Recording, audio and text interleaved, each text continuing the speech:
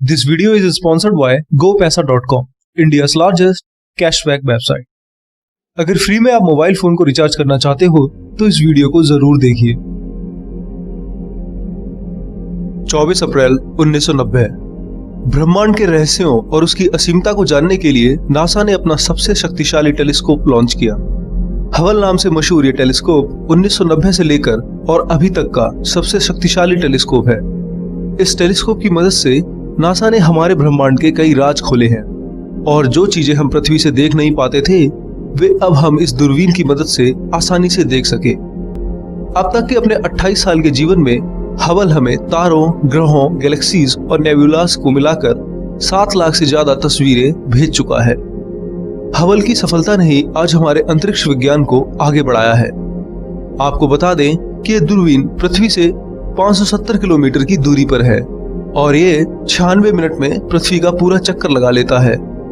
Hubble आने वाले 10-15 सालों तक और काम करेगा और इसके बाद नासा अपना दूसरा सबसे शक्तिशाली telescope James Webb Space Telescope March 2021 में लॉन्च करेगा, जो कि हबल से भी बहुत ज्यादा शक्तिशाली है।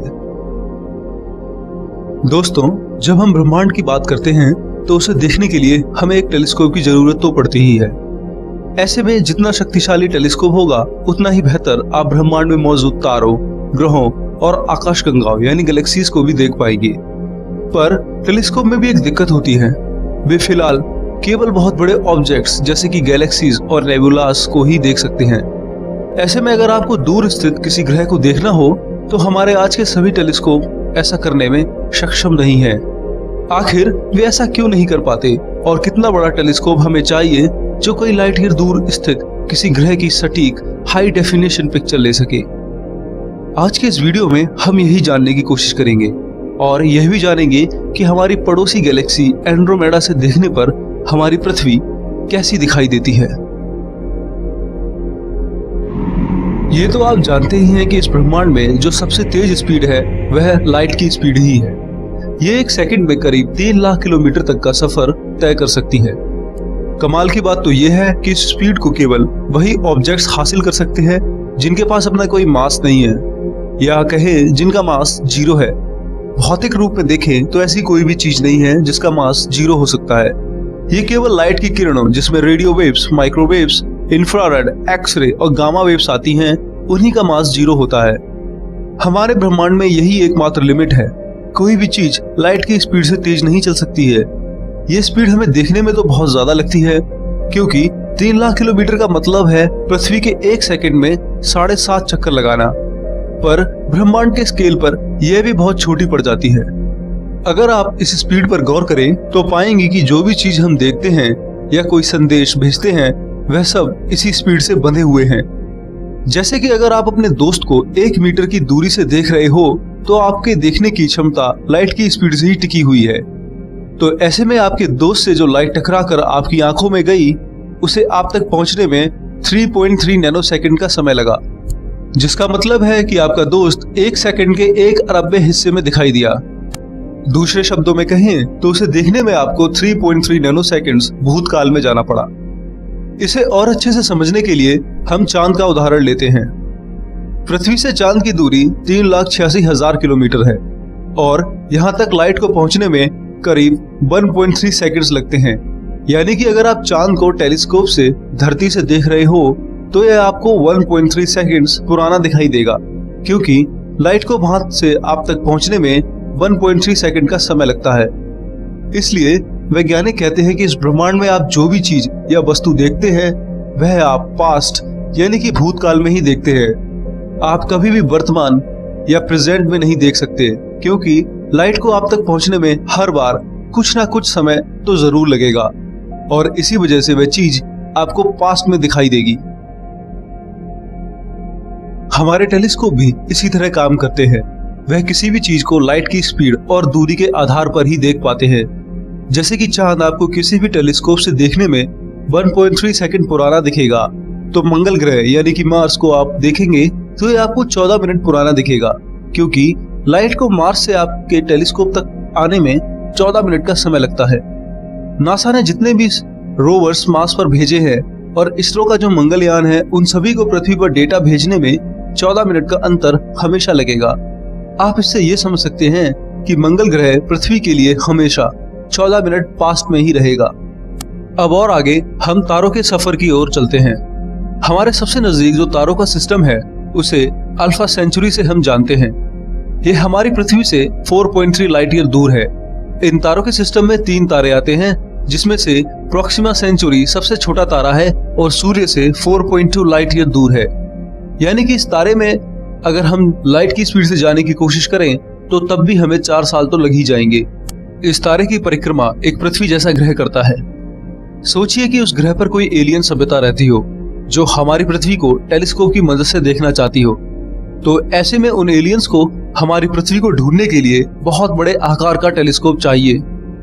इस टेलीस्कोप में लगा मिरर कई हजार किलोमीटर डायमीटर में होगा, तभी वो एलियंस हमारी पृथ्वी को देख पाएंगे।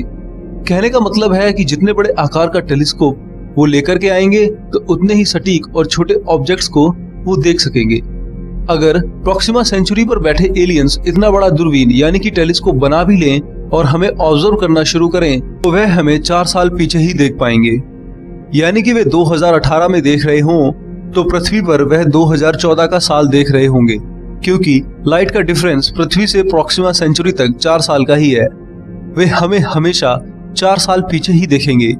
यही सेम प्रिंसिपल हम पर भी लागू होता है। हम प्रोक्सिमा सेंचुरी को देखते हैं तो वह 4 साल पुराना ही दिखाई देता है।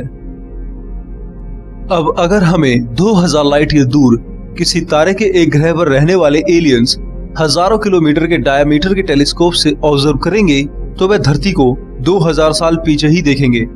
उस समय धरती पर ना तो आर्टिफिशियल लाइटें होती थीं और ना ही कोई खास टेक्नोलॉजी। अगर उस एलियन ऑब्जर्वर को धरती पर घूम रहे हर आदमी को देखना है तो उसे 11 अरब किलोमीटर डायमीटर का टेलीस्कोप चाहिए होगा, जो कि सोच से ही परे है। ये इतना बड़ा टेलीस्कोप होगा जितना बड़ा हमारा खुद पूरा सोलर सिस्टम है।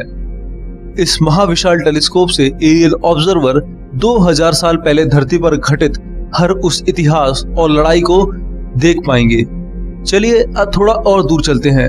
हमारी पड़ोसी आकाशगंगा यानी गैलेक्सी को तो आप जानते ही होंगे, जिसे एंड्रोमेडा गैलेक्सी भी कहते हैं, जो कि हमारी मिल्की वे गैलेक्सी से बहुत बड़ी है। वैज्ञानिक मानते हैं कि आने वाले कुछ अरबों सालों में एंड्रोमेडा और मिल्की वे ये दोनों गैलेक्सीज एक साथ टकरा जाएंगी। एंड्रोमेडा हमारी पृथ्वी से 25 लाख लाइट ईयर दूर है, यानी यहाँ लाइट को भी जाने में 25 लाख साल लग जाएंगे। अगर आप आज टेलीस्कोप की मदद से एंड्रोमेडा गैलेक्सी को देखते हो तो यह आपको 25 लाख साल पुरानी दिखाई देगी।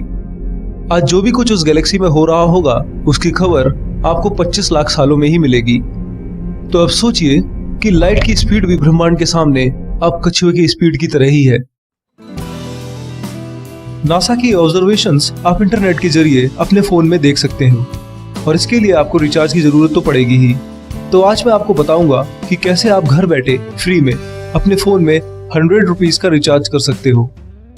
इसके लिए आपको अपने फोन के प्ले स्टोर पर जाकर के gopaisa.com सर्च करना है और उनकी मोबाइल एप्लीकेशन डाउनलोड करनी है। इसके बाद आपको ऐप ओपन करनी है और उसमें अपना अकाउंट बनाना है। आप इधर गूगल या फेसबुक अकाउंट किसी के भी जरिए साइन अप कर सकते हो। मैं यहाँ गूगल अकाउंट के जरिए साइन अप करूंगा।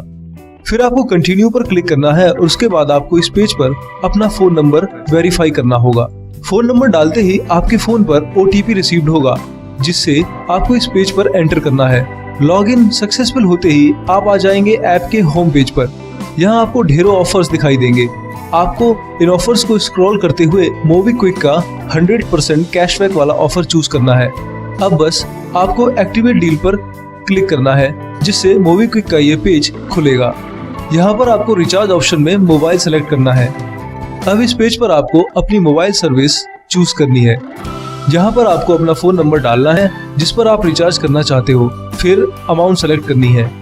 मैं यहाँ 100 रुपीज इनपुट कर रहा हूँ। आप चाहें तो 100 से ज्यादा के भी रिचार्ज कर सकते हो, पर आपको कैशबैक केवल 100 रुपए का ही मिलेगा। रिचार्ज नाउ पर क्लिक कीजिए। अब यहाँ लॉगिन के लिए आपको मोबाइल या ईमेल डालना होगा, जो OTP के द्वारा वेरीफाई होगा। OTP रिसीव्ड होते ही यहाँ पर एंटर कीजिए। उसके बाद ये आपसे आधार डिटेल्स मांगेगा, पर आपको बैक जाकर रिचार्ज डिटेल्स फिल करनी है।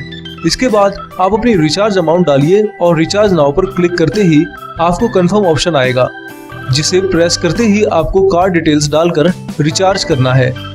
ये 100 रुपए आपको बाद में कैशबैक में ही मिलेंगे।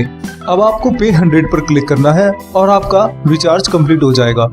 इसके बाद आप अपने गो पैसा ऐप के होम पेज पर जाकर इस कैशबैक ऑफर को चेक कर सकते हो और 24 घंटों के अंदर आपको पूरा कैशबैक भी मिल जाएगा। यहाँ ध्यान देने वाली बात यह है कि इस ऑफर के लिए आपके पास ऐप में मिनिमम 250 रुपीज का बैलेंस होना जरूरी है, फिर ही आप इन पैसों को निकाल पाओगे। अगर आप Amazon, फ्लिपकार्ट या किसी और ई कॉमर्स वेबसाइट पर शॉप करते हो तो मैं रिकमेंड करूंगा कि gopaisa.com से ही कीजिए। यहाँ आपको ढेरों कैशबैक ऑफर्स मिलेंगे जिनसे आप आगे फ्री में शॉपिंग भी कर सकते हो और जैसे ही आपके 250 रुपीज इस ऐप में पूरे होंगे आप अपने सारे कैशबैक मनी को अपने पेटीएम या बैंक अकाउंट में विड्रॉ भी कर सकते हो। तो सोचिए मत, अभी जाइए gopaisa.com पर और ऐप डाउनलोड कीजिए, जिसका लिंक आपको डिस्क्रिप्शन में मिल जाएगा। अगर एंड्रोमेडा में रहने वाला कोई एलियन हमें और हमारी पृथ्वी को अपने टेलीस्कोप से देखना चाहता है तो उसके लिए उसे कम से कम 15 लाख करोड़ किलोमीटर के व्यास यानी डायमीटर जितना बड़ा टेलीस्कोप लगाना होगा, जो कि हमारे सूर्य और उसके पड़ोसी तारे अल्फा सेंचुरी की दूरी का 1/4 है। ये इतना बड़ा टेलीस्कोप है कि इसमें लाइट को एक सिरे से दूसरे सिरे पर पहुंचने में 1.6 लाइट ईयर लग जाएंगे। पर जैसे ही वो एलियन हमारी पृथ्वी को उस टेलीस्कोप से देखेगा तो उसे हमारी पृथ्वी 25 लाख साल पहले जैसी दिखाई देगी।